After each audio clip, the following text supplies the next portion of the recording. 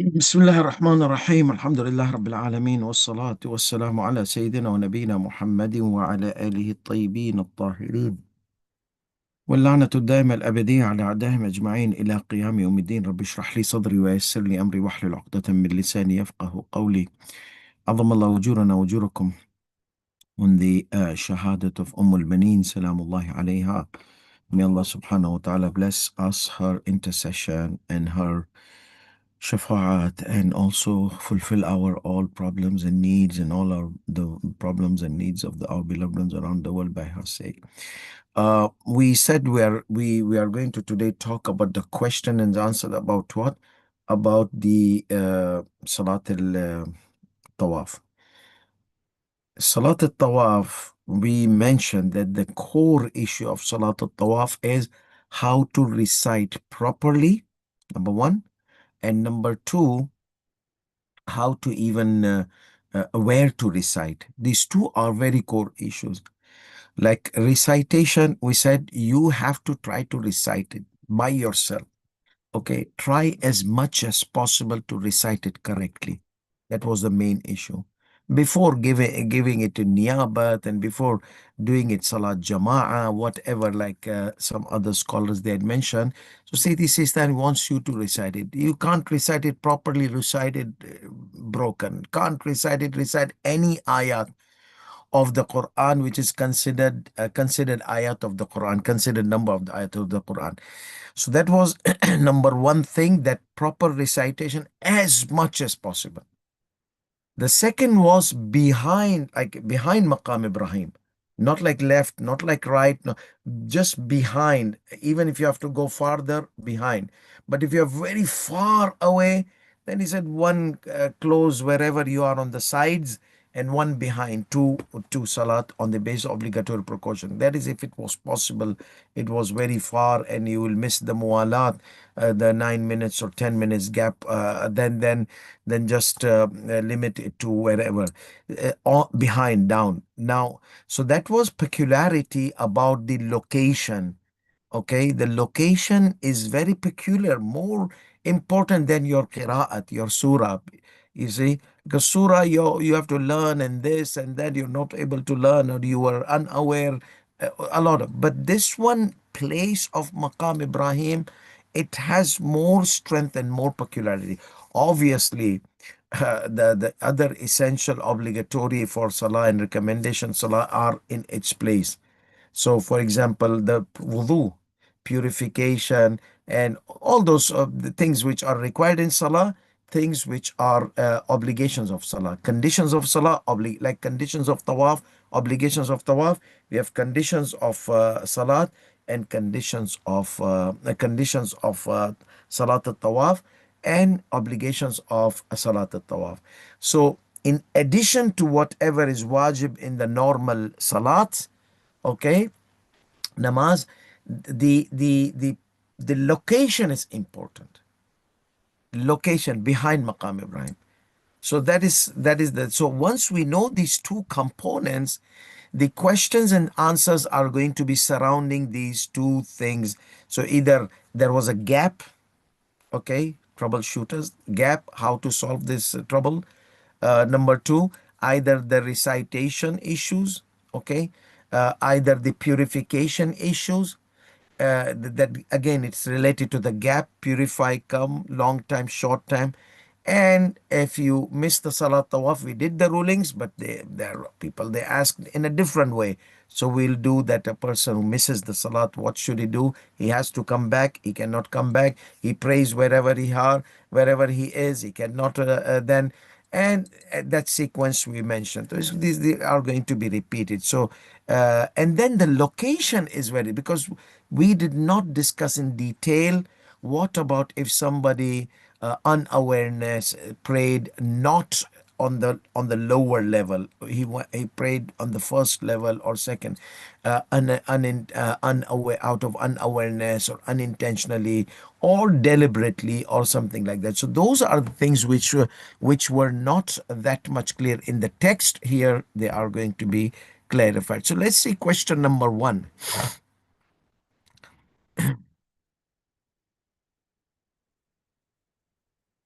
So, question they ask, somebody did not know what is maqam, okay? Maqam Ibrahim.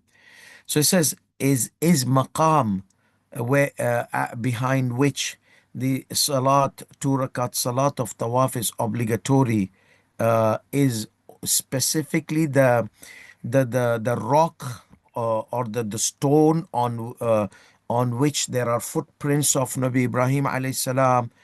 He says yes, because you know, when you look inside it, you see a stone, and in on that stone there are footprints of Nabi Ibrahim. Now people, they say there are places, okay, there are footprints of Imam Ali alayhi salam, or in Mashhad, Naishapur, the footprints of Imam Rida alayhi salam.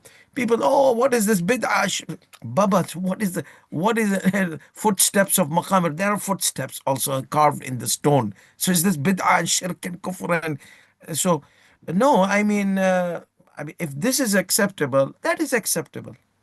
Okay, if that is impossible, this has to be impossible. And there's nothing on impossible on Allah subhanahu wa ta'ala if He wants kun fayakun, to give some kind of appreciation and praise to one of His beloved ones. So there's nothing impossible to Allah subhanahu wa ta'ala. So if that is impossible, this should be impossible. If the issue is impossibility.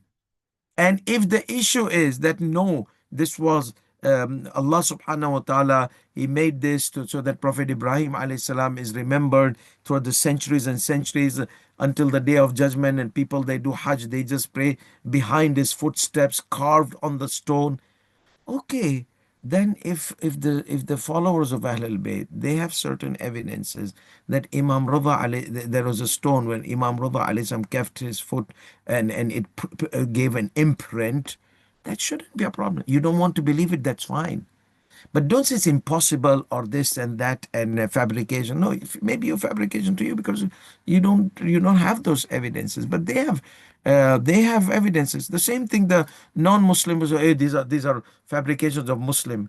They just brought a stone and carved in it footprints. So things we need to have one standard, okay?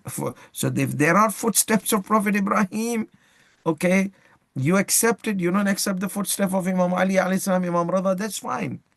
The same thing, kuffar will not accept the footsteps of Prophet Ibrahim alayhi salatu wasalam, but we believe in it. So therefore, we need to have double standards. Therefore, question number two says that هل لخلف المقام حد معين? Okay, is there any limit how far a person can go? He said no. It is a commonly considered issue. So, what is a commonly considered issue? He explained in the Manasik. If you can find as close as possible, then don't go farther. That's your had. That's your limit. Okay?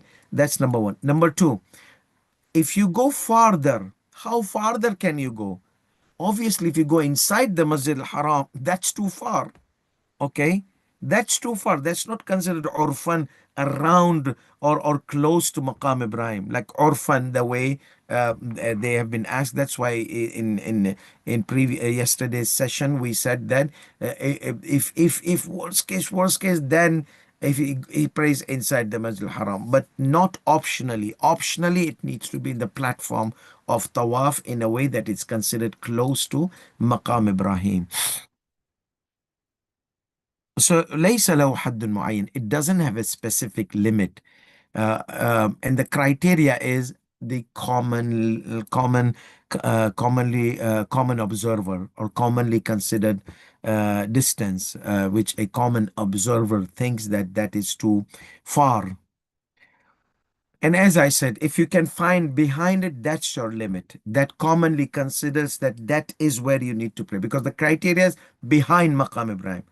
So now if you have behind, now obviously if somebody was praying in front of you and you're praying behind, and he leaves his salah, so do you have to come very closer to that his spot, like that close? No, it's orphan. Orphan, you are there. Okay, you are there where people are praying and they are supposed to pray there. So you are okay. So you don't have to jump to the front row or upgrade yourself to the first class or business class. So yeah, um, So ليس له حد معين. ليس له حد معين. آه، والعبرة بالصدق العرفي. The criteria is the commonly considered distance or limit, commonly considered limit, where the common observer thinks that that is the limit. Okay.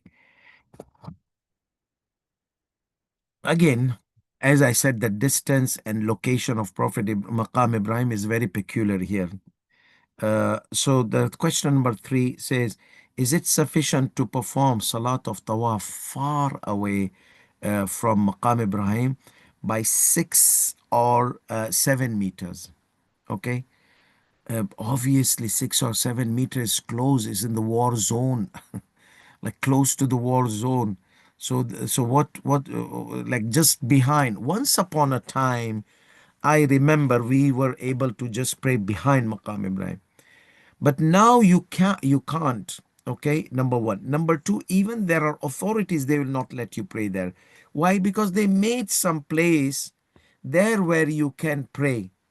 Now, if you can pray in front, and the authority doesn't say anything, that means you can pray a bit in front. So they've made a border line, they have made some barricades. Okay, pray behind the barricade. So you will see sometimes there are people, because behind there's no place, nobody is from the authorities there, like cat and mouse situation. If the cat is not there, play or mouse. So there will be people praying in front of the barricade.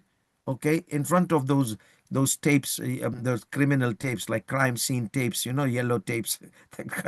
This, here's your crime, don't commit the crime in front. So that kind of tapes and that kind of barricades, plastic barricades, thick ones, that sometimes people pray in front. So if there's no authority and you can pray in front, then you can pray in front. If that was more more front, or if it's right to say more front than the back, then pray in that area. But if the authority, then respect the authority. Okay, then don't do that cat and mouse. It's not a authority. It's the authorities have made this barricade because when it becomes crowded, the tawaf reaches that line, that the crime scene tape. Okay, or those plastic barricades. So in that case, what you would do is. They will come, they will ram on you. Okay, and they have the right to, because this is, we are the people of Tawaf. This is our right. Like pedestrians, they have more right than the bicycle people. The bicycle people, they have more right than in Western countries.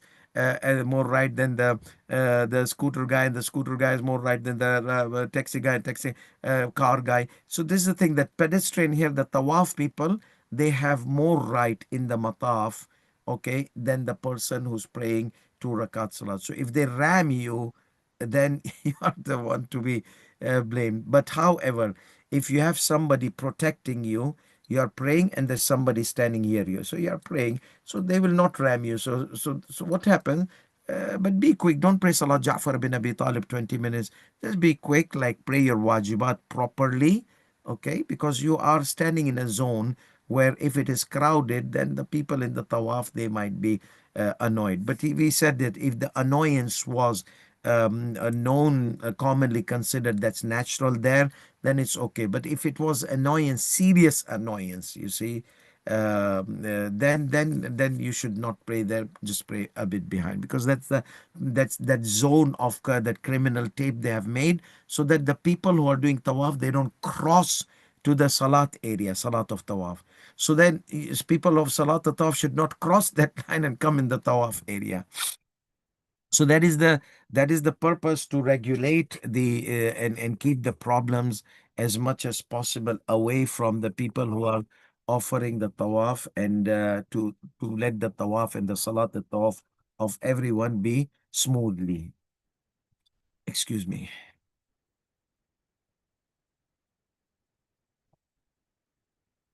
Okay. So that is number one. I mean, not number one. Question number 3.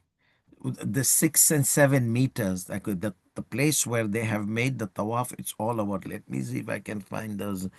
Yeah, there you go. Subhanallah, I have it in front of me. Um,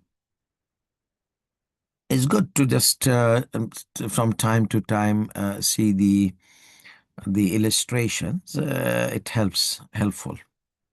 Okay, so if this is Masjid al Haram, you see on the right hand side in the arrow. If this is Masjid al Haram, this is Maqam Ibrahim. You see the small dot? Okay. Let me see if I can make it a bit bigger. Yeah, there you go.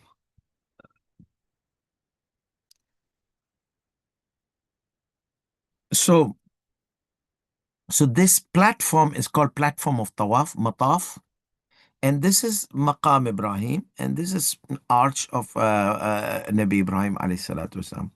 So we said that if let's see if I can write on this. Yeah, we said that if you're able to pray here, don't pray here. If you're able to pray here, then don't pray here. Pray as one. Now, before we used to pray here, just behind Maqam Ibrahim, okay, and in the crowd time a bit behind. Now, what they have done is to regulate the things. They have made all this area, vast area, for Salat al-Tawaf. And obviously in Hajj season, it might not be there because the Tawaf goes all the way to the wall of this Kaaba. Okay. So they have to remove this and bring the Salat al-Tawaf area behind further. So the thing is, wherever you can pray behind, that's where. If you can pray here, no, pray here. But if it was all the way far here, inside the Masjid al-Haram, then it is what we call it obligatory precaution, pray both places. Here, which is not behind, and here, which is behind. Now, this is very far away. This is, you got inside the Masjid al-Haram. So, Orfan, they consider it far. And if they have made border lines, so that's your Orfi, because that's the common consideration now. The common has made a limit, a border, the crime scene tape. So this is your, it's not that big as well. Uh, okay. So this is your commonly considered area. Okay. Because everybody does tawaf here. Salat al-Tawaf, sorry. So that is your commonly considered area. Uh, so if you pray in that range, because everybody sees that this is where you, even if you're doing your salat tawaf here, they'll say go behind.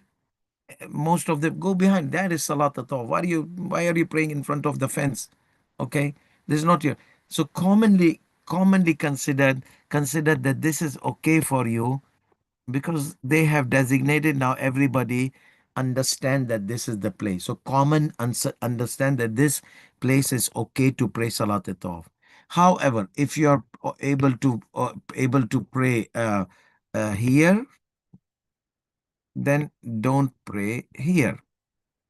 Okay. Now this was the initial ruling. Now what about praying here in the Masjid al-Haram, which is very far? So that is when you don't have. Then there were some stages mentioned. If there are three that if you're praying in a zone, so there was a precautionary measure zone which is not like commonly considered. So do by yourself and let somebody who's here do niyabat for you and those kind of like precautionary measures. Precautionary measure in Salat al-Tawaf means that try to capture all the things. If you are able to pray here far, like far behind Maqam Ibrahim, and here closer, so do this and do this precautionary measure. Okay, if this is too far, as we said, and other precautionary measure that if you are not even able to do in the platform, so do wherever and let somebody do it here inside the platform. So we are going to see more details about this rule. So however, so the ruling about 5 meters, like this is barely like 5 6 meters. So here, like we used to do before. So again, that is it depend that the distance is something which is commonly considered issue. So let's say, yeah, this one. You see Maqam Ibrahim. This is Maqam Ibrahim. Okay. So how far can you go? Now you see this is a scene take. This is an image taken in the season of Hajj, and this is Salah Jama'ah time. So now what they have done is they have made like a movable fence, like crime scene tape, or yellow tape, or those barrier here. That means when you finish your tawaf, see, you have to maneuver like this. You are, let's say you are doing tawaf inside here. So let me start from the beginning. So basically, in the beginning of tawaf, when you enter the tawaf area, you're entering from here. So you start from here. If you feel that there's not too much crowd, you can spiral yourself in. Spiral yours. Don't move sideways. Just spiral yourself in. So, and then when you are in the fifth or sixth round, okay, start spiraling. I'm going to use another color for the spiraling out. So start spiraling yourself out in preparation of finishing your tawaf. So this is your sixth round, okay, and seventh round done. You're already in this zone so that you are not late for performing the salat. Then once you pass the Hajj al-Aswad line, you see, imaginary line, then you have completed your tawaf. Then you can just go behind and pray salat Maqam Ibrahim. Okay, behind Maqam Ibrahim. So this is how you spiral in. You spiral in a way. Don't give your back to the Kaaba. Don't give your front to the Kaaba. This is technique. You don't have to do that. This is what I do. But if you feel that you have completed here and you can't get out, the problem is this area is a war zone. Okay, you can't get out from this area easily. You have to push people, you have to push yourself, you might get hurt, injured, blood might start coming out, and you have not. So, this area is a kind of a complicated area. Okay, this area. Okay, I call it war zone. So, anyhow, so that's why the reason if you come here and then start crossing the people. Let me make it a bit redder so that you can know that crossing the people. So if you start, you finished Hajj al-Aswad, okay? Completed Hajj al-Aswad, completed your round. Now you are going to cross and cross. You are going to go crossing the traffic. There are people, they get annoyed. There are people like me. I'll stop here and let you pass. Okay, we try to help each other. I consider myself, I'm stuck here. I need to go out. I will need some help. Okay. So if you help others, Allah subhanahu wa ta'ala makes you help also. So these are the people, many times they consider they have the right, uh, and you guys don't have the right to stop stop your traffic. We need to cross. We need to come across all the way. So this area crossing is very complicated. Okay, and people they push, sometimes somebody's ihram falls down, so that's why when I say spiral yourself out in the last round, because here it's easily to come out and just go behind. Okay, now these are not rulings, these are some techniques that they help you to preserve the rulings, okay, not to mess up with your tawaf. And recommended Salat al-Tawaf, we said you can pray here, you can pray here, anywhere. You don't have to pray behind Maqam Ibrahim. Okay. So we come back to our Position.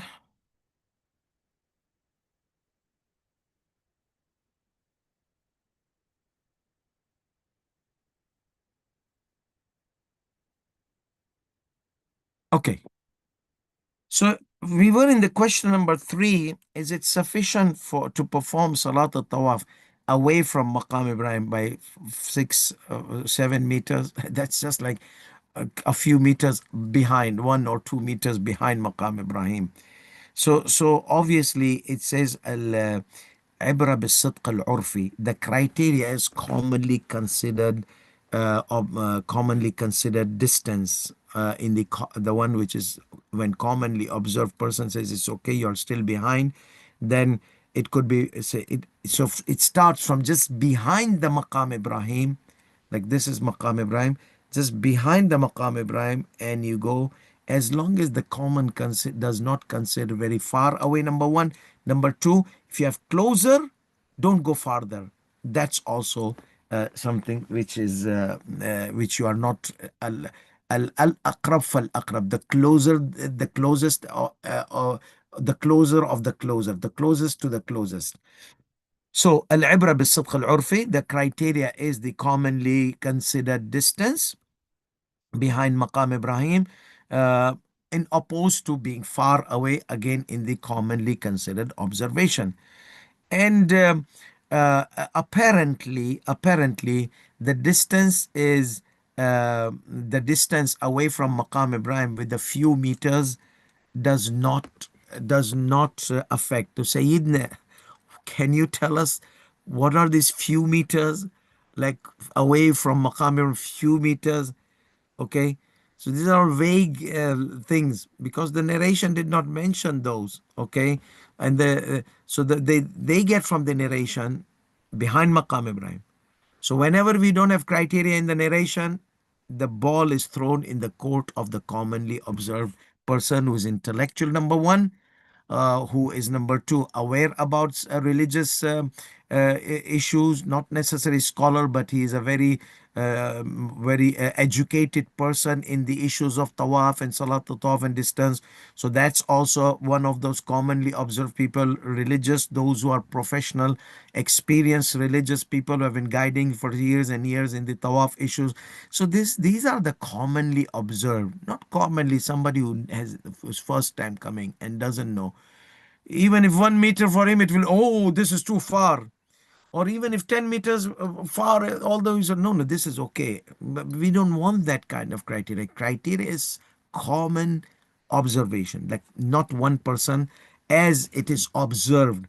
And obviously, you have to add in the observer, the education, the professionalism, the expertise, all these things, they add up into a commonly observed view.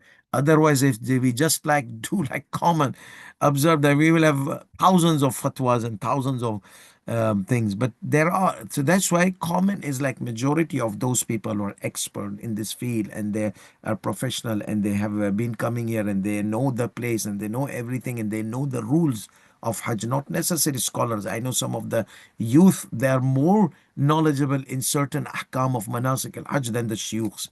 You see, me, sometimes my youth remind me, Sheikh, do you remember that? Yes, you are right. I forgot. Okay.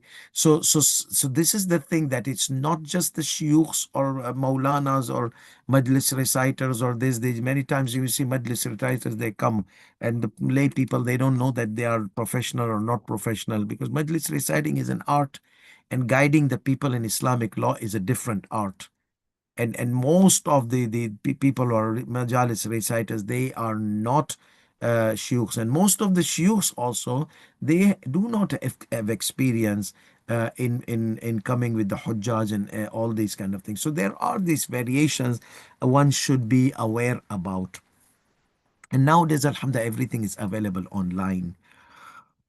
So yeah, so he says that والظاهر أن الفصل بمقدار عدة so apparently the distance with a few meters away from Maqam Ibrahim does not affect. Again, what is this few meter? Obviously in bracket, commonly considered a few meters. Um, because a few can be a relative issue. It could be 2, 3 meters. It could be 5, 6 meters. Because the platform is like more than 20 meters, the platform of Tawaf, as we see. So in this platform, where is it considered few behind Maqam Ibrahim? Obviously, if you go inside the Masjid al-Haram, Urf does not consider it on behind Maqam Ibrahim. Unless if it was Hajj season, then the Urf might observe differently. Uh, so question number 4. What is the ruling of someone who offered salat in Hajj Ismail, in the arch of Hajj Ismail, jahlan bil hukum, unaware of the ruling? He said he must redo the salat behind Maqam Ibrahim.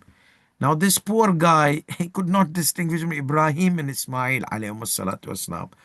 So he said, oh, then he's Ibrahim, and he forgot. Then he saw this Hajar Ismail. People said this is the grave of Prophet Ismail. And oh, really? We go to Karbala and we pray 2 rakat behind the grave of Imam Hussein alayhi salam. This must be the place where I have to pray. And then he just goes inside. Nowadays, it's difficult to go inside Hajar Ismail, not like before. Now it's totally controlled. In our days, yeah, that was possible that a guy goes and goes inside Hajar Ismail. He says people are praying there because people they pray. It's mustahab to pray 2 rakat inside Hajar Ismail. You have to stand in a queue nowadays until you pray and leave and pray and leave. So therefore, this Hajar Ismail is that area. So now what happens here? The guy went there and he prayed 2 rakat. Okay. And he felt good because it was just very close to the Kaaba. So he said that no, Hajar Ismail, no. And in case if you have forgotten, let me just show you Hajar Ismail just as a precautionary measure. Those who have not been to Hajj and they can, yeah, you see this gap? This is Hajar Ismail. So he came in this gap, and this is Maqam Ibrahim alayhi salam. So this guy, poor guy, he came here and prayed. And people, sometimes the education, sometimes those who guide them, they're not very clear and not precise. So these are all we can't blame the people. You see, we have to sometimes share the blaming as well. How clear we were in the ruling. Yeah, I mean, I would blame those people whom before Hajj they don't attend the ahkam of Hajj. Why? They have to do shopping for Hajj. Oh, I have a lot of things to buy, this and that. I have to buy this and buy that. Oh, Mama, Baba, you're going to take a container to Hajj or what? You have to buy ihram. Just go one day, 1 hour, not in the time of Manasik al-Hajj, not in the time of the classes. That's the biggest problem we face. Okay, this is called Jahil Muqassir, Jahil Qasir, the one who's intentionally unaware, intentionally ignorant, because he had the opportunity to learn and did not learn. That's number 1. Number 2, we go to Madinah al-Munawwar. There we have classes. Not that I was going in the haram or praying. I would like to pray in the haram. You guys your classes are immediately after salah and this and that, and that, or sometimes, oh, we need to get, we are only 2, 3 days in Medina, we need to do shopping. Baba, there shopping, here shopping. What about the reason you are here? The manasik al-Hajj. No, these are one of the categories of jahil al qasir, the one who is the mukhassir, the one who is ignorant, intentional ignorant. Sometimes I mix up between qasir and muqassir, but anyhow, just jahil, intentional ignorant. You will see this popping up even in the salat of tawaf. Jahil muqassir, jahil qasir, muqassir, intentional, unintentional, unaware, like deliberate unaware, or non-deliberate unaware. So we will see this here. So therefore, we go back to our ruling. Okay. So he says that jahlan min al-hukm, unaware. Luckily here with that muqassir, qasr is not mentioned. That means if you are ignorant and intentional, unintentional, because in both cases you have to go and pray behind Maqam Ibrahim. You have to redo your salah. So he says that he should redo his salah behind Maqam Ibrahim alayhi salam. Question number 5. Okay. What if this person offered salat of tawaf behind, in Hijr Ismail, the concave, or the curve, or the gulf, or like the engulfed area of Hijr Ismail, arch of Ismail alayhi salam. And he did not realize until he came back to his hometown. Like many people, we face like that. Many people, they come and they hear, oh really? But I prayed it. Okay, sit down. Let's talk about it. And then, yeah, they pray there, or they missed something which was essential. And we kept saying it's essential, essential, essential. Okay, so the answer, obviously, if you can go back, go back. Okay, uh, where it is supposed to be offered, if there was no difficulty and hardship, on the basis of obligatory precaution. So, number one, go back if it was not going to cause you, because still, he prayed inside the Masjid al Haram, but he's supposed to pray there. So, some Maraja, they might say it's okay. But here, the issue is that he did not pray in Maqam Ibrahim, behind Maqam Ibrahim. He prayed inside Hajar Ismail. So what happens? Go back, like we mentioned the sequence in our previous session last night. Go back if there was no difficulty and hardship associated. Okay? Uh, so then go back. If he is able to go back and pray in its proper place behind Maqam Ibrahim without any difficulty and hardship, then obligatory precaution, he has to go back. And remember, the other sequence was wherever he remembers. But here the question, the question considers the guy is back in his hometown. Okay, so buy a ticket, visa, this, that, lot of hassle. If that hassle is not, like maybe you are living very close to somewhere, Makkah and this and that, it was not hassle. Or maybe you're in Medina, just get a taxi, get something, get a train, if it was not severely costly for you. So it's this hardship and difficulty is a relative things. Maybe for someone, even that traveling from Medina to Makkah, it could cause hardship and difficulty based on the personal circumstances of person. Or maybe somebody who came to his hometown back, he doesn't have any problem. He can just get a ticket and go there and perform it. So it could not be a cause of difficulty and hardship. So therefore, it's a relative issue. So if it is not going to be a cause of difficulty and hardship for him to go back, then obligatory precaution, he should go back. Otherwise, he will perform it in his place, and there is no problem upon him. Question number 6. It has been mentioned in Manasik al-Hajj, okay, that whoever is not able to perform Salat of Tawaf closer to Maqam Ibrahim from behind, then on the basis of obligatory precaution to offer on one of the sides, okay, which is closer. We mentioned this last night. One of the sides which is closer, and the Salat which is very far away from behind. So the question is, what is uh, what is the limit of being not able to? So let's say if he waits half an hour, he will be able to.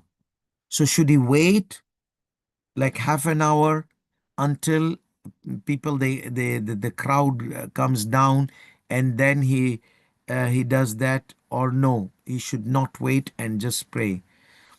The answer is, if he performs the tawaf, and he wanted to perform the salat, and he observed and he found out that he is not able to perform it behind Ibrahim as close as possible, then he can perform two salats the way we have mentioned there in the text of Manasik al-Hajj, and he doesn't have to wait. Okay, so now the answer is he doesn't have to wait. The questioner said, must he wait or not? Is it obligatory upon him to wait or not? So the answer, segment number one, he says he doesn't have to wait. Okay, that means it's not obligatory to wait. Even though it is recommended, like recommended precaution, because whenever you have a fatwa and then you have a precaution opposing the fatwa, okay, then it's a recommended precaution. This criteria is mentioned in Minhaj al-Salihin of Sayyid Sistani Damadullah in the beginning of the chapter of Taqleed, at the end of the chapter of Taqleed, sorry. But in the beginning of the book. The chapter of Taqleed is in the beginning of the book, and the ruling of the difference between obligatory precaution, recommended precaution is in the end of the ahkam rulings of Taqleed in the Manhaj al-Salihin. Even though it is a recommended precaution to wait how much? 10 minutes. So 10 minutes, you see, that is the distance. So he doesn't have to wait, even though it's recommended precaution. So even doesn't have to wait means perform 2 salats. Okay, even though it's recommended precaution to wait 10 minutes, 10 minutes that yeah 10 minutes. So if he can pray behind or not. So if it is like, if you wait more than 10 minutes, you miss the permissible gap. So that means in 10th minute you need to start, or just start in 9th minute to perform that salat behind Maqam Ibrahim on the side, and then go there all the way far, and that far can take you 5 minutes or 4 minutes in the heavy crowd. You see, it depends on the crowd. Sometimes it's 1 minute, sometimes it's 5, 6 minutes. So these things you have to measure that. He's given you the criteria. So وَلَا يَلْزَمُ الْإِنْتِظَارِ. It is not necessary for him to wait. So when he says even though to wait 10 minutes, that's even though. That means you said it's not necessary. So this is a recommended precaution. That's according to the criteria of Sayyid Damadullah in the Minhaj al-Salihin. Question number 7.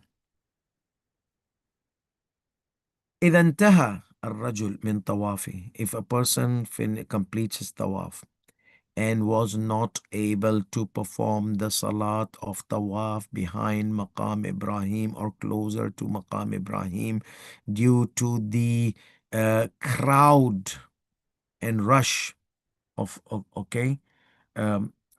people offering there. You're not only the one who has descended from the heavens and doing the tawaf and all those kind of things. There are people there. Okay, hundreds of people. They would do salat al-tawaf and leave salat. So it was crowded. The place was crowded. هل يكفي? Is it so? Is it the places, the rows? People are packed their rows, especially close to the time of salah. People, they pray 2 rakat and they just sit down. Like the camel, tired camel. The tired camel comes and it does, and then once he finds a spot, sit down. Baba, move. Other people, they want to pray.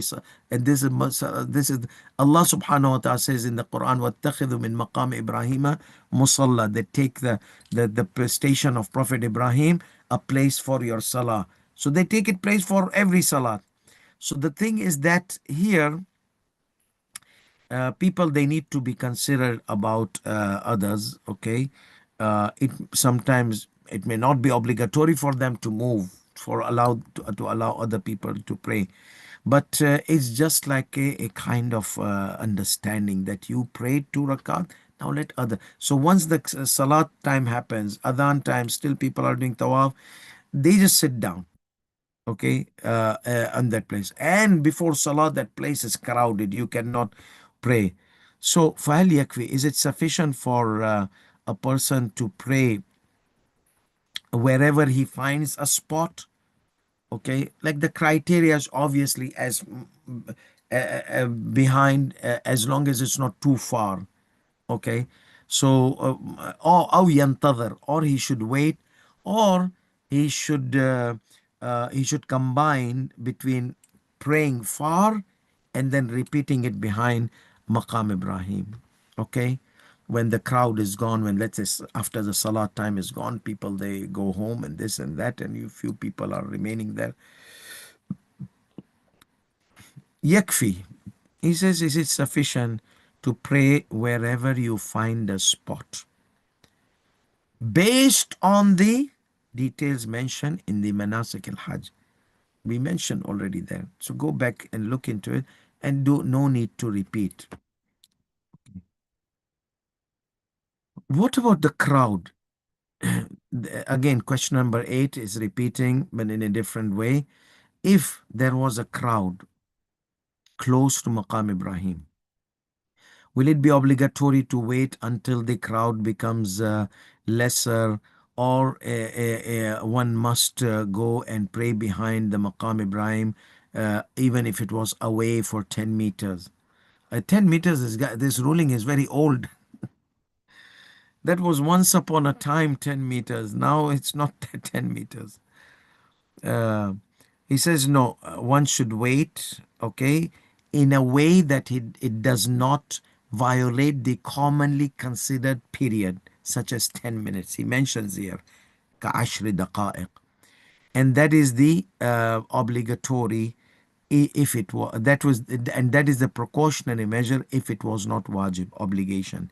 So no, wait. If you feel that you are, after some time the crowd will go less, then wait at 8-9 minutes and then pray. As I said, I mean, behind Maqam Ibrahim, no way. I mean, you wait until the dhuhr of the Imam Ajjalallahu Ta'ala Farajahu Sharif, and you pray there, they will ram you. That's one of the now war zones or crowded zones. So question number 9.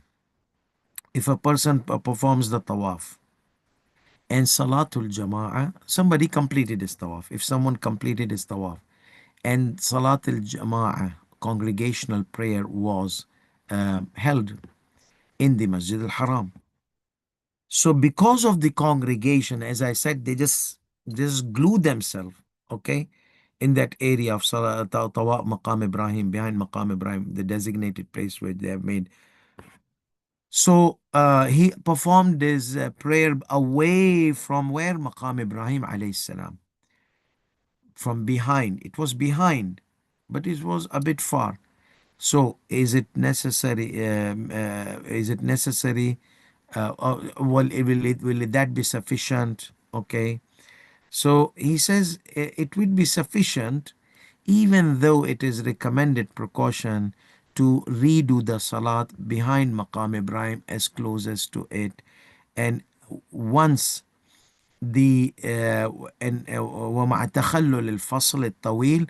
However, if the gap was too much between the tawaf and salat al-tawaf, then it is recommended precaution to redo both the tawaf and salat al-tawaf. Obviously, if you pray salat al-jama'ah and after salat it is more than 10 minutes, so if that's the criteria, then obviously a recommended precaution will not be to repeat the salat of tawaf behind Maqam Ibrahim, but to redo the whole tawaf because that gap was left. This is recommended precaution, okay? Question number 10. لا يسمح للنساء الصلاة خلف المقام مباشرة. It is not they do not allow those who are standing there as authority, they do not allow for women to pray behind Maqam Ibrahim, behind it exactly. Now behind it even men are not allowed nowadays. So some of these rulings are like either old or either in a time where there is very rare cloud. Now this last 2 years, whenever we go in a season, high season, low season, it's always crowded. However, maybe in the day of Arafat, when everybody is there, al-Qawm, they are there in the Arafat. So maybe that can be time where women, they want to pray behind Maqam Ibrahim exactly, they're not able to, or any other time. I don't know, I've not observed any less crowd, because mashallah they made the visas easy and the Umrah easy and more organized than before. So it's always like continuously people are flowing. And so therefore so they are, let's say hypothetically, or in rare case which might happen. So women are not allowed to pray behind Maqam Ibrahim, exactly behind Maqam Ibrahim, and they are pushed away, like pushed away. They're not told to go behind. No, yet yudfa'na. The questioner uses the word pushed away. Anyhow, we can use, but they are told to pray away from Maqam Ibrahim, especially when the adhan is called. Okay, for the call for prayer is held, like adhan, when the adhan is recited, and people they start clustering in one place. Um, the women they are made to cluster away from Maqam Ibrahim, not pray in behind Maqam Ibrahim. So if a woman she was performing the Umrah, completed her tawaf, is it sufficient for her to pray salat of tawaf in the far place which was designated to her?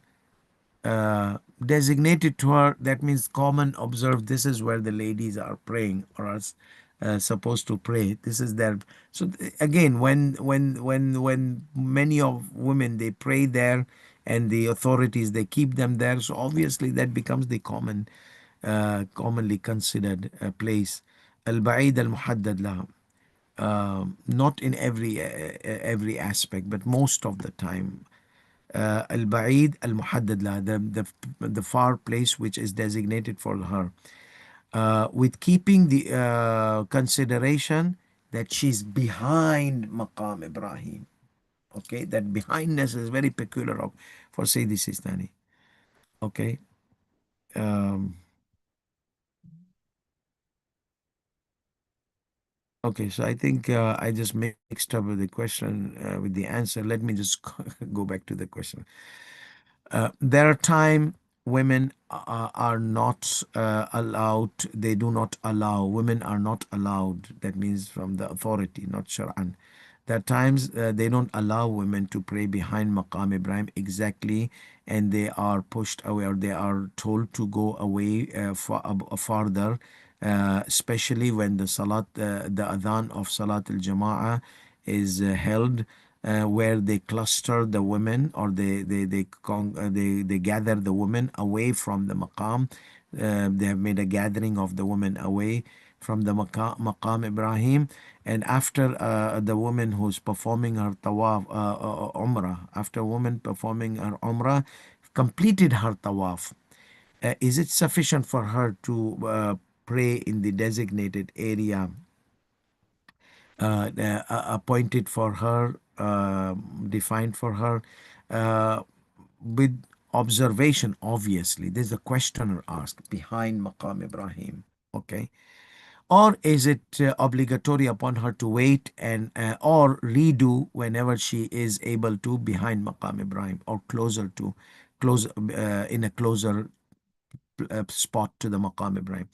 He says it is sufficient what you have mentioned. Okay, designated area just behind Maqam Ibrahim, finished, that's it. And it is not obligatory upon her to redo the salat. It is not obligatory to redo the salat. She did finish, that's it.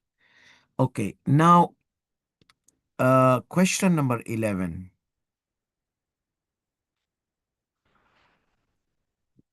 If it was not possible to offer 2 rakat behind Maqam Ibrahim, okay, um, behind Maqam, or far away, uh, far away from behind of it, um, and if it was permissible to perform it anywhere in the Masjid al-Haram. So is it necessary that it should be in the original Masjid al-Haram? So this is repeating the statement of Sayyidi Sistani Damadullah in the Manasik al-Hajj. Okay, in the Masjid al-Haram, وَمَا هُوَ حُدُودُ الْأَصْلِ. So is it sufficient to pray in the extended area of Masjid al-Haram, or no, it needs to be in the original Masjid al-Haram? And then the question is, then what are the limits of the original Masjid al-Haram? He says, and saying the Sistani's methodology of defining the things is as the renovations happen and developments happen, because Masjid al-Haram or Makkah, they have gone through historical developments, bigger and getting bigger and bigger and bigger, like Makkah. Sayyid al-Khuy was peculiar about no Makkah al-Qadima, whatever was old Makkah, and it was known. Okay, the border of the Makkah is known in the historical texts. So he would say Makkah al-Qadima, like the option to do Qasr and Tamam, Makkah al-Qadima. The entering the state of Ihram for Hajj, Makkah al-Qadima. All these Makkah al-Qadima. But Sayyidi Sistani Damadul and other Maraja, the Makkah is the Urfi Makkah. What is called Urfan Makkah? So before this was Makkah, then this was Makkah, then this was Makkah. Expansion areas are now called Makkah. So there you can pray Qasr and Tamam, you have option, and you can enter the state of Ihram from wherever, from your hotel, if it, even if it was in the area of Aziziyah, which is considered part of Makkah. So whatever is considered Makkah, that's your criteria. Arafat is not Makkah. Okay, even you will see some the expansions are now coming around Arafat, but still that zone of Arafat, that small piece of Arafat land, is not considered Makkah. So therefore, yeah. So for Sayyidi Sistani Damadullah, he says that expansion areas of Masjid al-Haram are considered Masjid al-Haram. So he says it is permissible to perform it anywhere in the Masjid al-Haram, even in the extended areas, newly extended areas, or the contemporary extended areas, or the yeah, contemporary or recent extended areas, expansion of Masjid al-Haram, for example. And the limit of the masjid, the limit of the Masjid al-Haram, the original limit of the Masjid al-Haram, which was in the time of the Messenger of Allah sallallahu alaihi wasallam, he says that in the time of Messenger of Allah,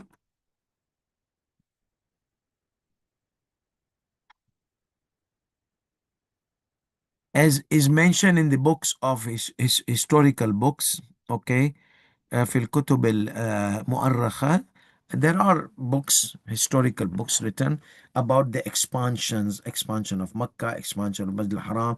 It was expanded in the time of this Khalifa, that time of Khalifa. That, so it has gone through a lot of historical expansions, okay? So you can find it in those books which happened, the expansions which happened after the time of the Prophet sallallahu alaihi wasallam are mentioned in those historical books of the which mention the expansions happen.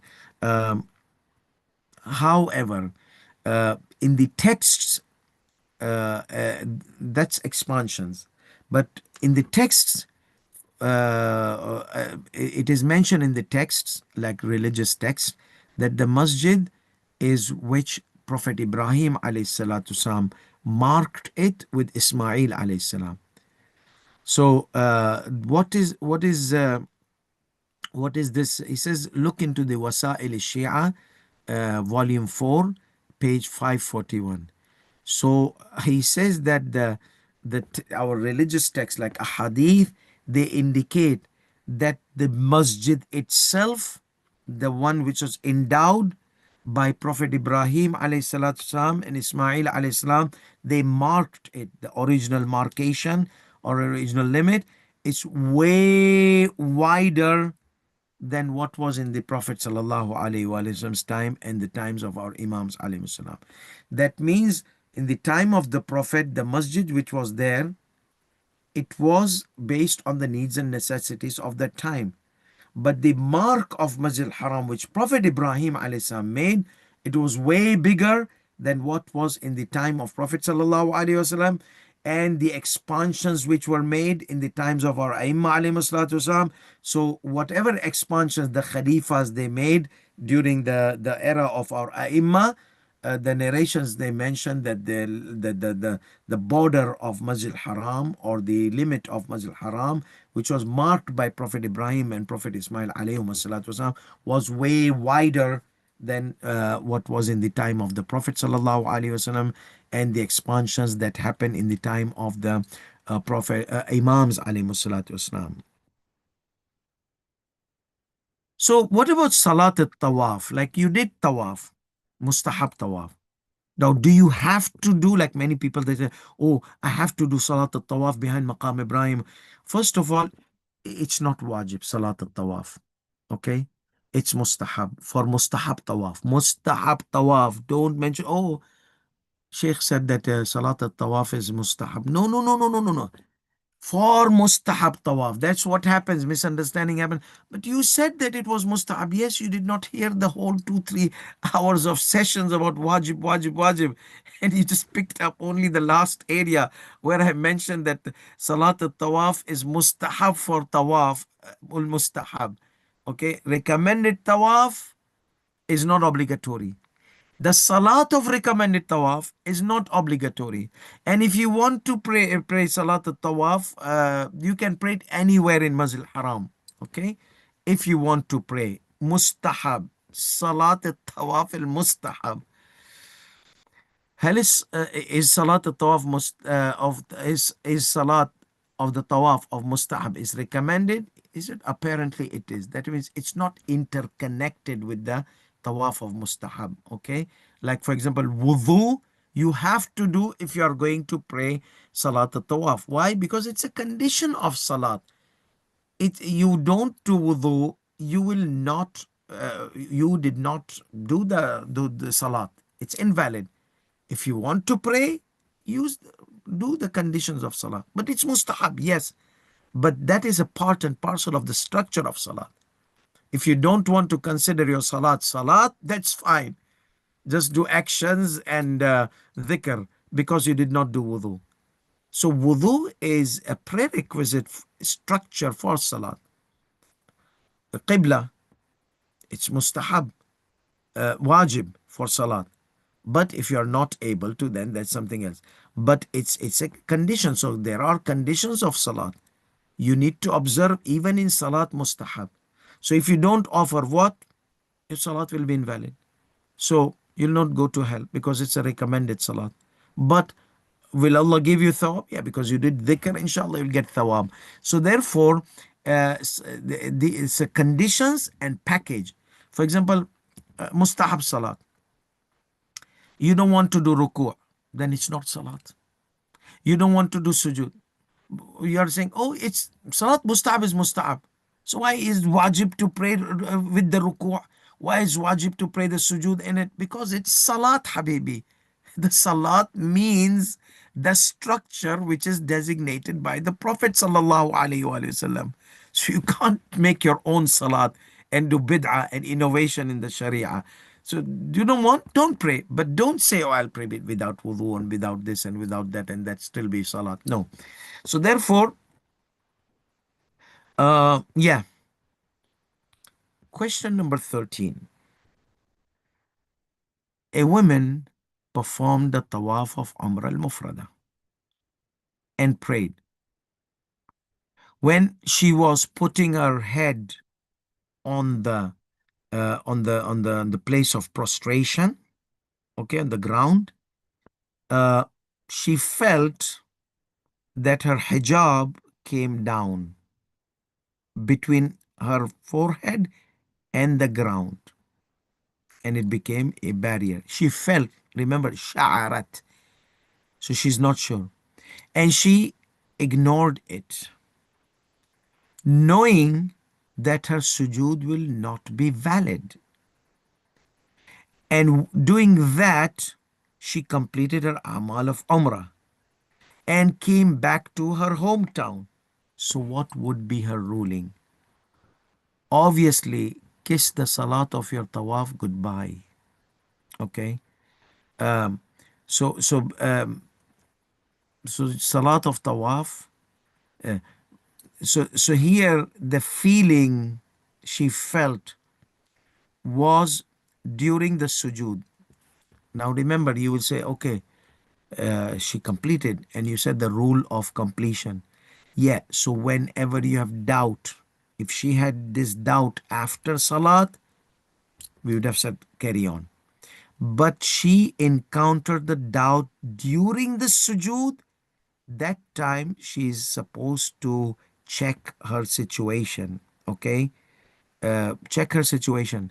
If if she what she felt was during the sujood, she need to fix it. She need to double check. If the doubt was after the after the salat, or after completing, even after sitting from the sujood, she she doubted. Did I feel that my hijab was done, but I don't know, I'm not sure. So here, um let's see, say the Sistani, what does it say? So if she had realized, I mean, she had doubted during the sujood, obviously, according to what is mentioned, then her salat of tawaf is invalid. She has to go back to Makkah and redo the a'mal of Umrah, including the tawaf, on the basis of obligatory precaution. Okay, so that is number one.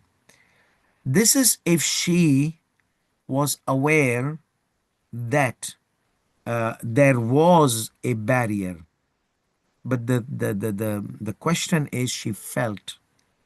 So Sayyidi Sistan is answering the question based on if she realized that there was a barrier between her forehead and the ground. So why is Sayyidi Sistani not answering just precisely that no, carry on, because she was not he wants to bring attention to those people who realize that there is a barrier and should not neglect it. So there was a barrier between her forehead and the ground, or the place of prostration, place of forehead. So he says that this is if she realized it, not doubt, not felt. If she realized it that there is a barrier, okay, uh, before قبل الإتيان بالذكر الواجب, before she saying سبحان ربي الأعلى وبحمده, before her recitation of the obligatory mentioning of the ruku', like obligatory dhikr, which is either subhanallah, subhanallah, subhanallah, or something equivalent to it, like subhana rabbi al-a'la, or anything equivalent, any dhikr equivalent.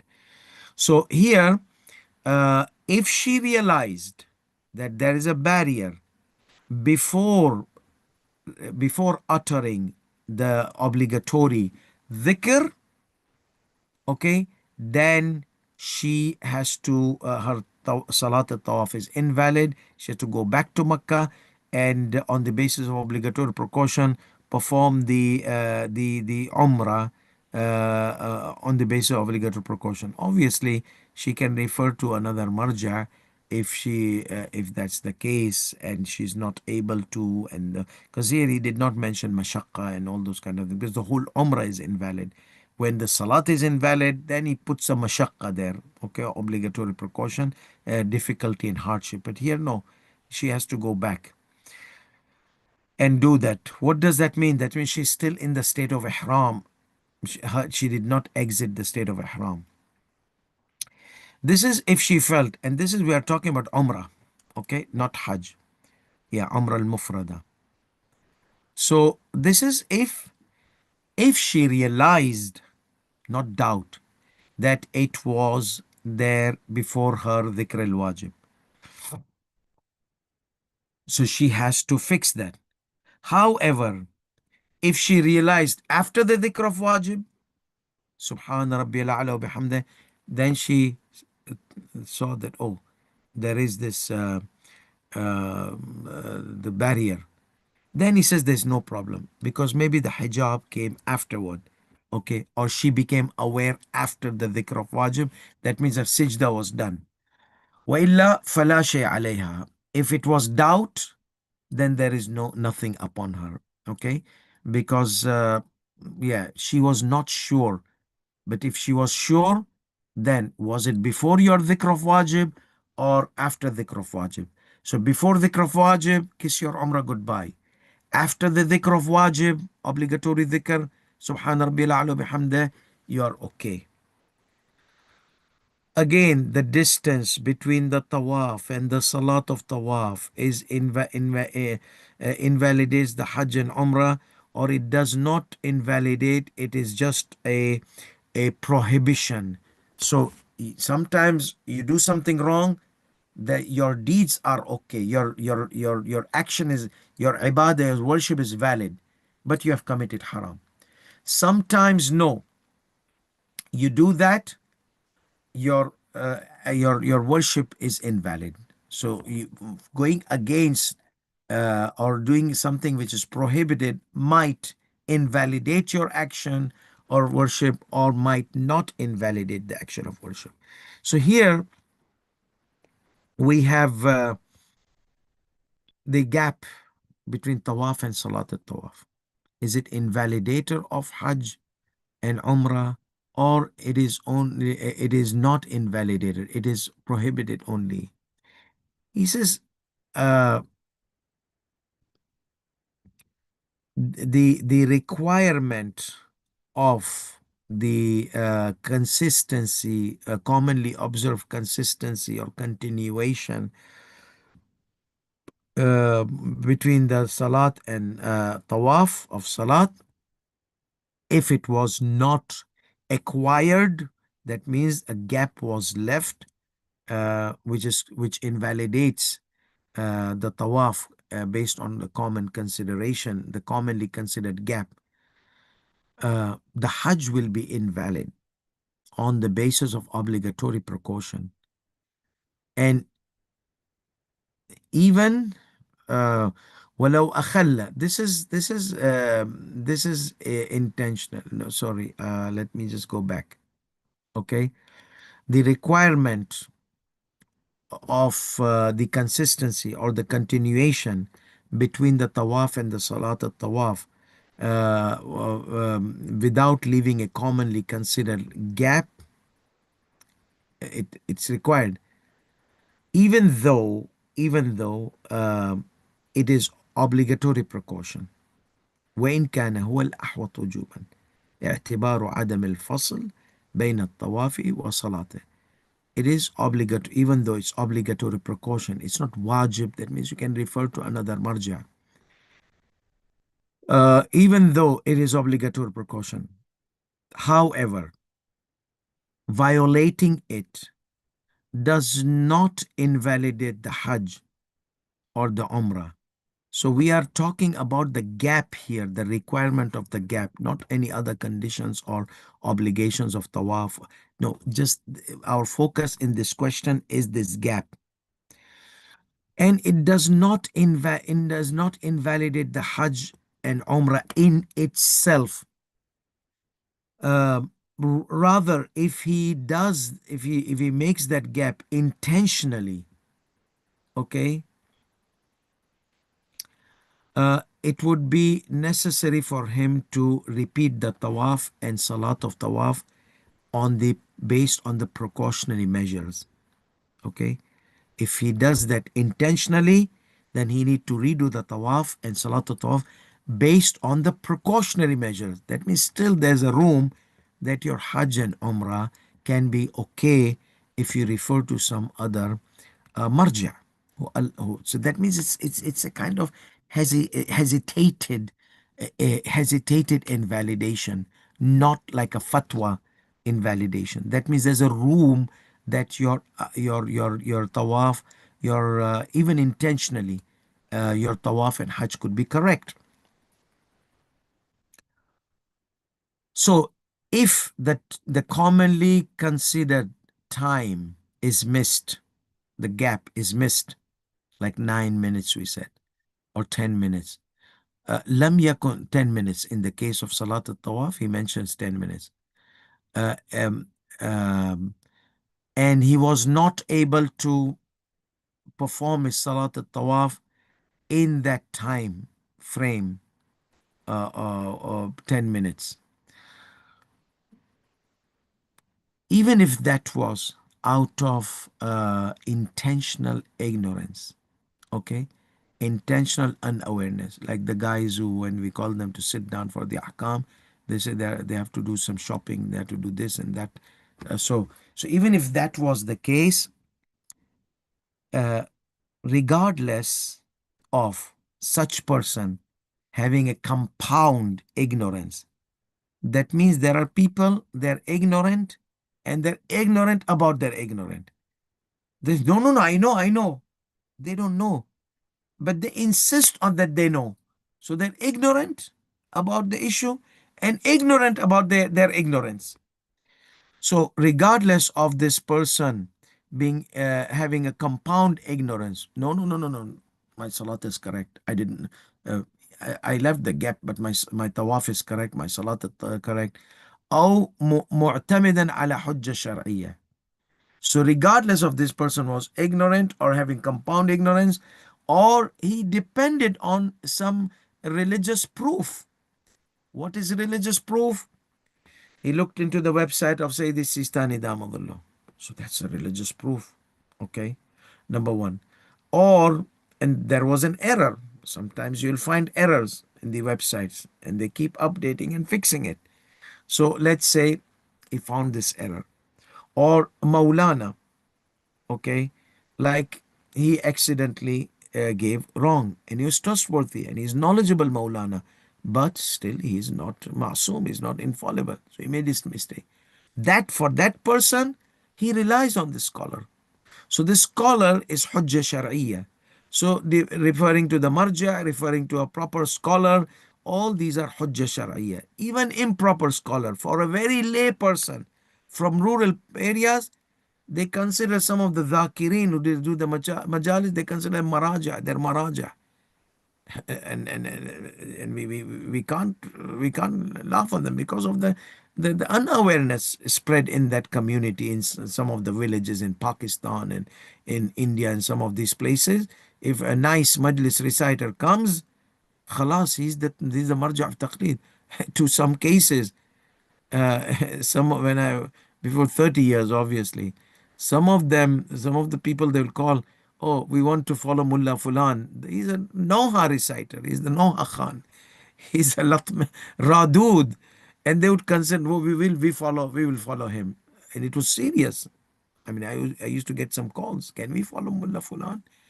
So that's why so for that person is unaware, but for him, if he trusts in this person, obviously not the Radud, or we're talking about the shuyukhs and scholars and those people who are like Fa'lan Hujjah Shar'iyya.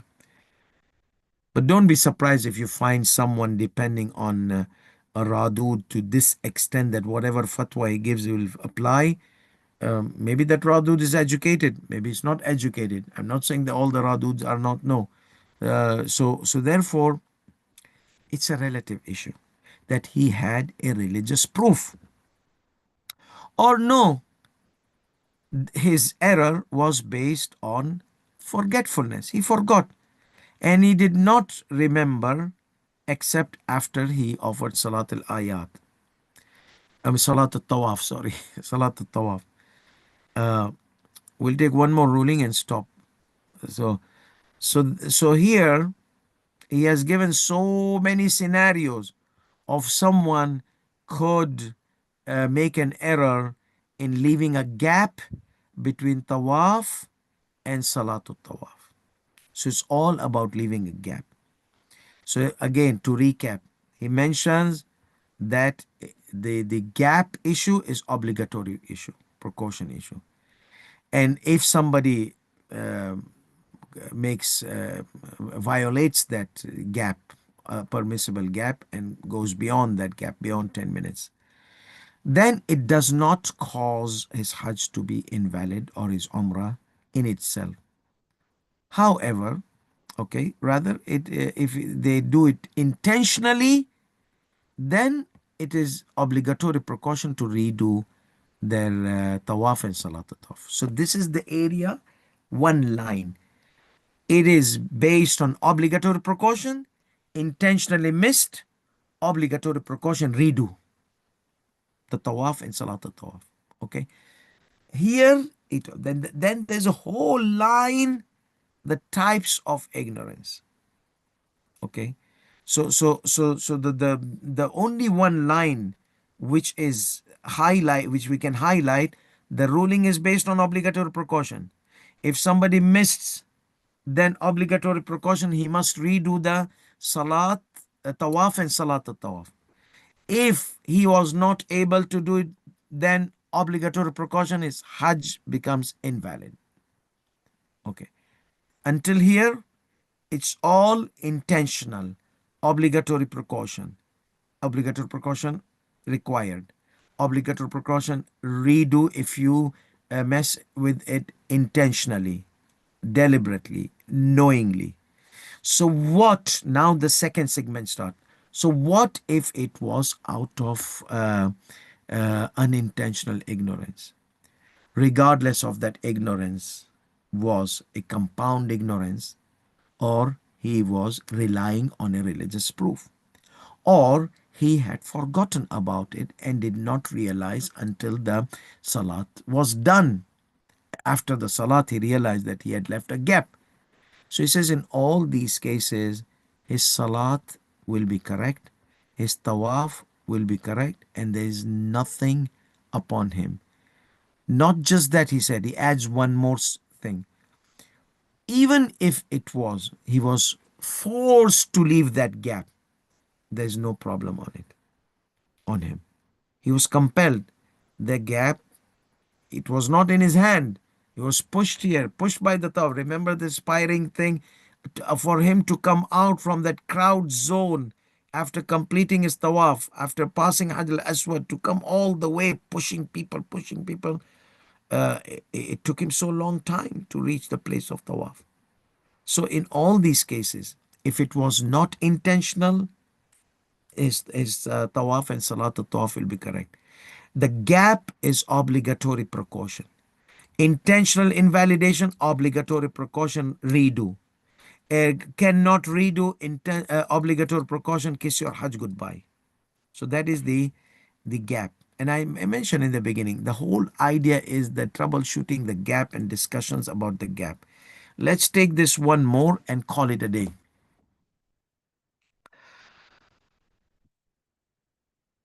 What is the amount?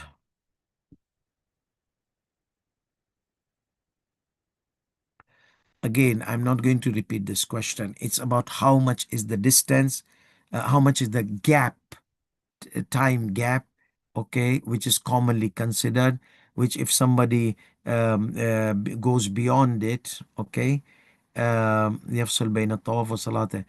So the follow-up for the previous question. So previous question mentions two categories: obligatory precaution, intentionally redo the tawaf, if not redo the hajj. But what about the person who forgot or forced to, or this and that? So the answer is answering that area of necessity. So he says that في حال الاختيار, optionally, it is permissible to leave a gap, which is very small amount, okay, such as the time frame of 10 minutes to rest, or to find a proper spot. Remember, for proper spot, closer to closer. If you feel that people will pray and leave in a proper spot, then wait for that person. Not more than 10 minutes. Remember, 10 minutes after completing your tawaf. So once you arrive that place of Salat al-Tawaf, you might have consumed your 4 or 5 minutes or 3 minutes or 2 minutes. So don't start measuring the time the moment you came in the platform of Salat al-Tawaf. This is optionally, he says, 10 minutes. The question was asked that what is the ruling of leaving what is the time frame allowed optionally, and if a person was compelled to leave that gap forcefully, he did not have it in his hand to offer immediately or in that 10 minutes time. So that was 10 minutes. What about those people who are compelled to, who are under the cases of necessity? He says, "Amma fi hal al-ittirar."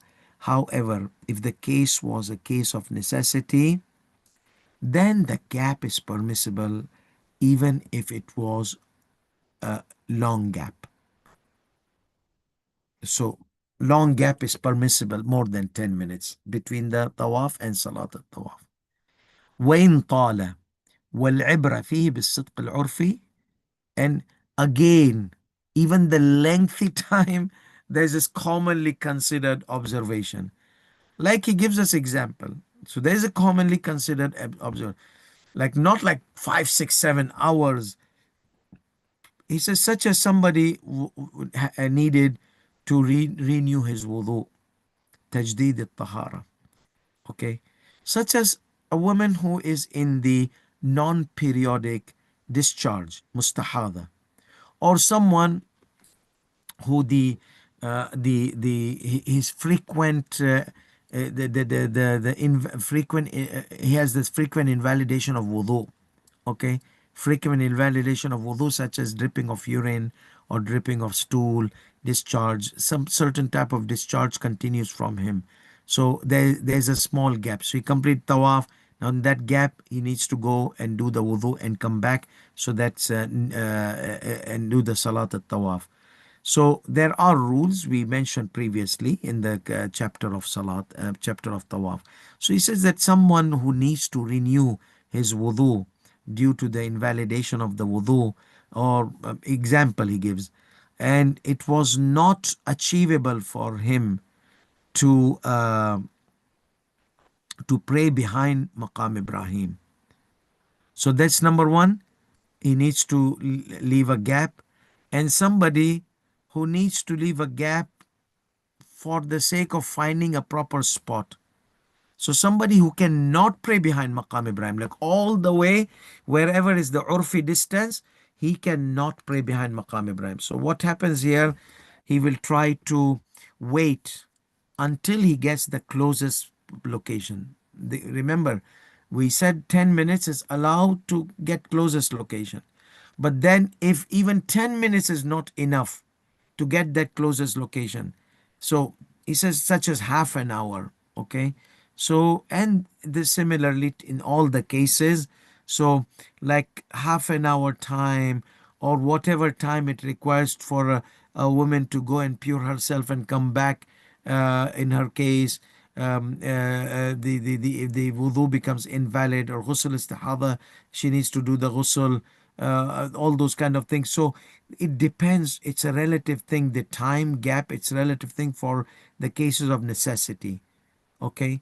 It could reach half an hour. It could be a little bit more for someone who's going to go home and come back, something like that, to the hotel and come back, but not the whole day, or not that kind of 4 or 5 hours, something like that.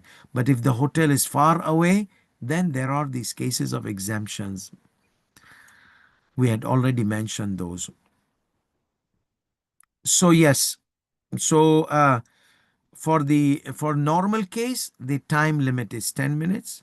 For cases of necessity, it can extend, but still it needs to be in the frame of commonly concerned observation, or commonly the time which is commonly considered.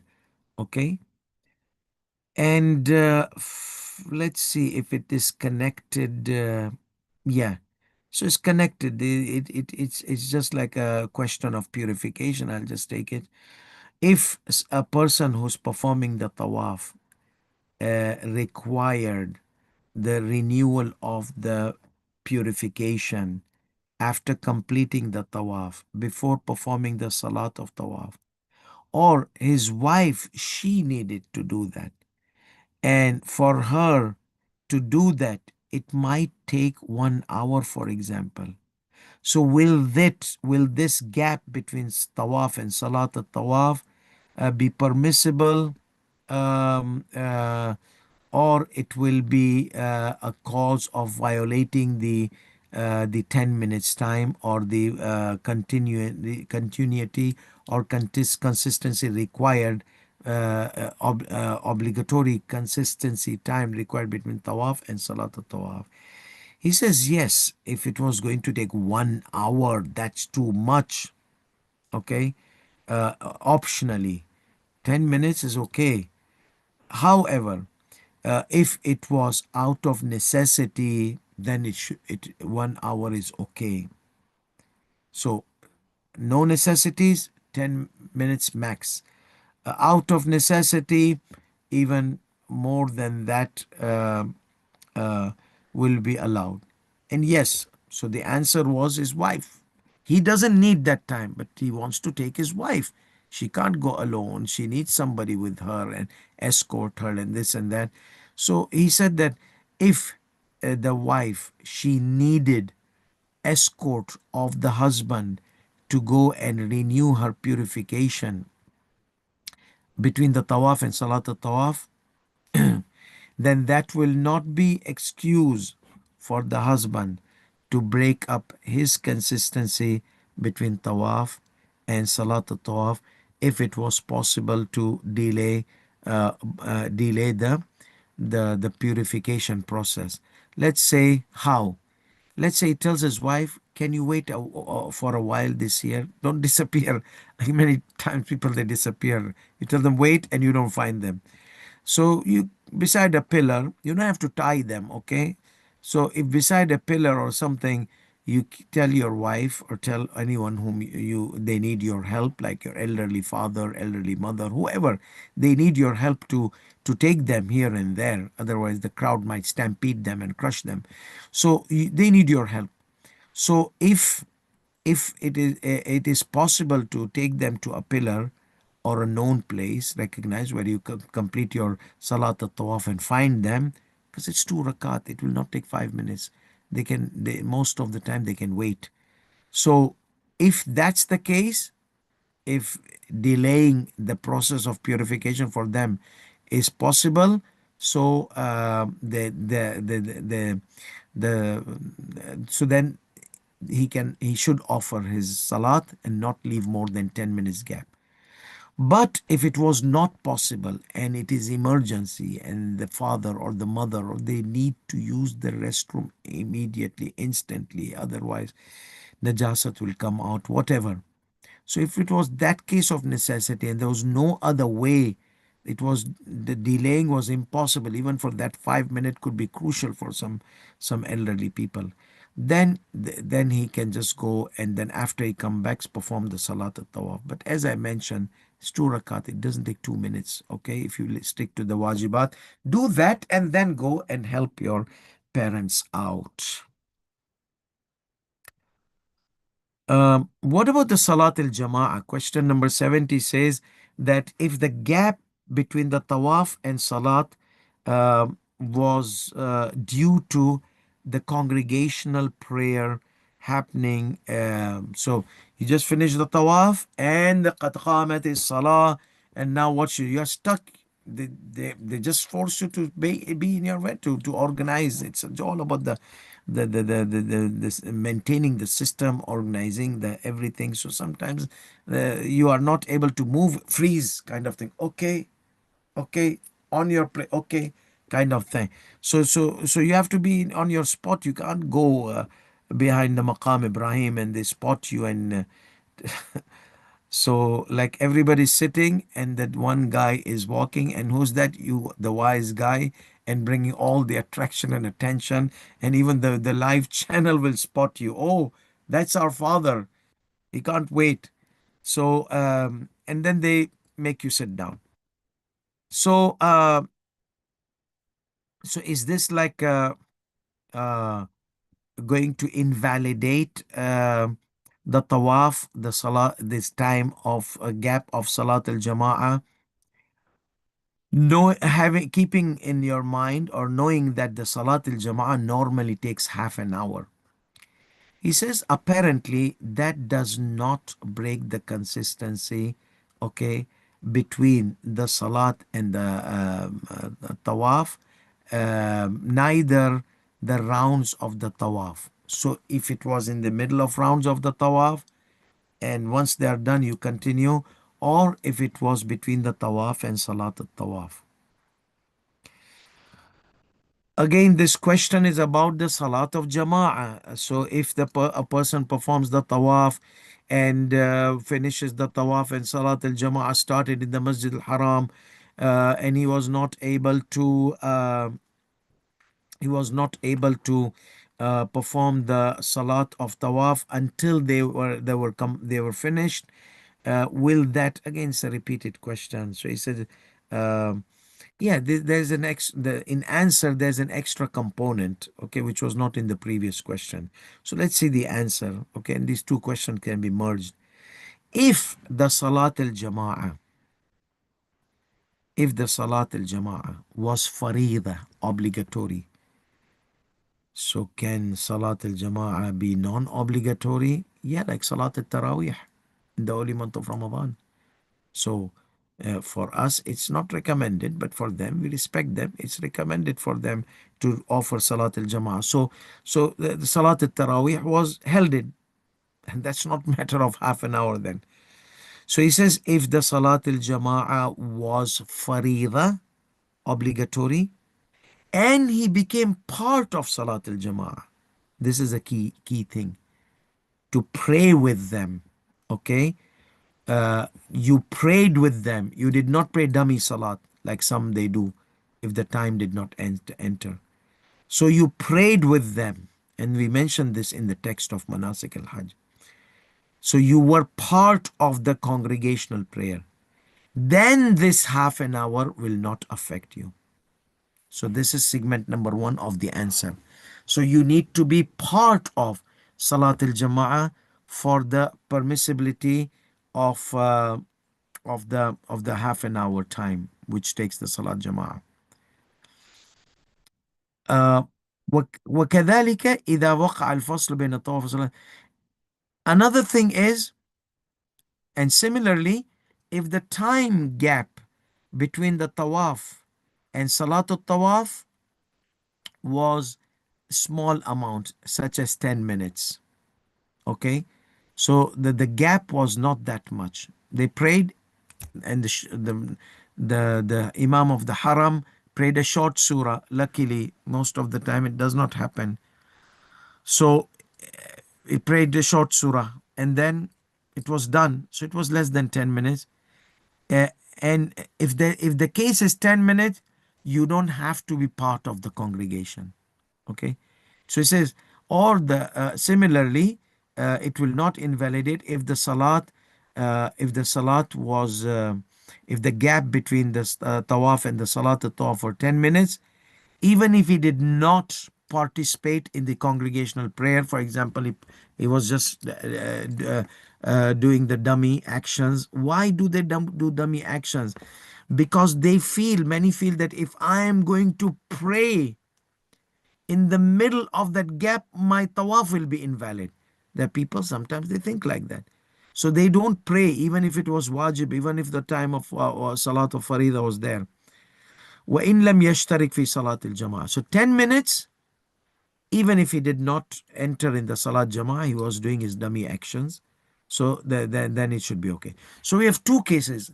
If you are part and parcel of Salat al-Jama'ah, that means you prayed your Salat. Obviously, you prayed Furada, okay? But you prayed in that time your prayers with them. Or you did not pray, but that the time gap was 10 minutes, not more. In both cases, you can continue, you can do your Salat al-Tawaf. However, if it was you did not take part in Salat al-Jama'ah, or the time was more than 10 minutes, then on the basis of obligatory precaution, you must redo the tawaf. And finally, again, this 10 minutes question pops up every frequently.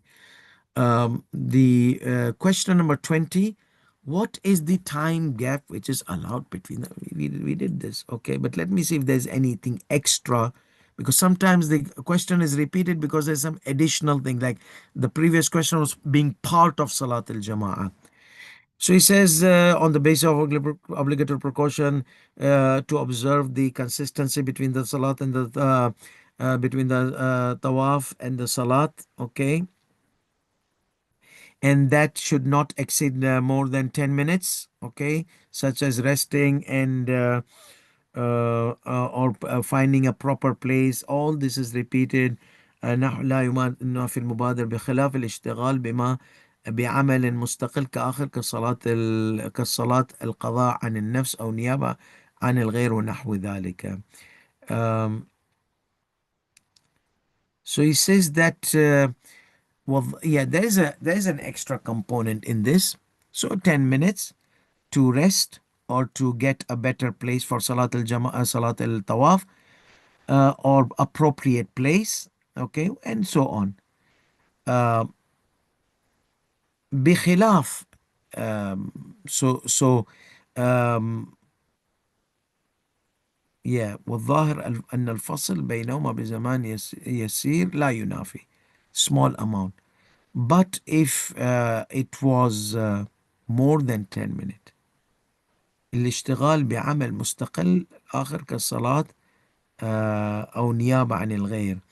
Yeah, so if in that 10 minute you preoccupy yourself with something else other than resting, other than finding a proper place, other than something which is related to your tawaf and salat al tawaf, such as what? Such as in that 10 minutes you preoccupy yourself. You preoccupy. Now remember, we said there are two areas. One is 10 minutes, and one is you wait sometimes maybe more to find a proper place close to Maqam Ibrahim and all these kind of things. So, or even purification we mentioned.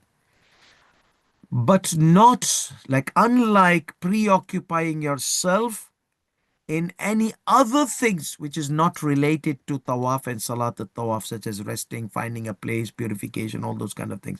So, such as what? Salat qada. You are in the mood, I need to make up my previous salat qada I had not offered on your behalf or on behalf of someone else, or anything else which is not interconnected or related for tawaf and salah. Resting, is it connected? Yes. People, they become tired. They want to rest. So that 10 minutes is, and so as long as you are in that phase of tawaf and salat tawaf, and whatever gaps, whatever things you do in that gap, it is related to tawaf and salat tawaf, and not unrelated, such as like praying salat qada on your behalf or on behalf of someone else. So question 21 says that if someone performed the tawaf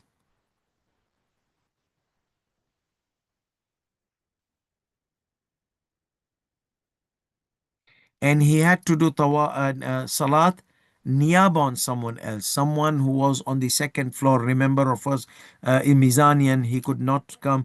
So they said that they pray, and also the naib representative prays down. Okay, they need to pay down. So who should he pray? Whose salat should he pray? On his behalf or behalf of on someone else?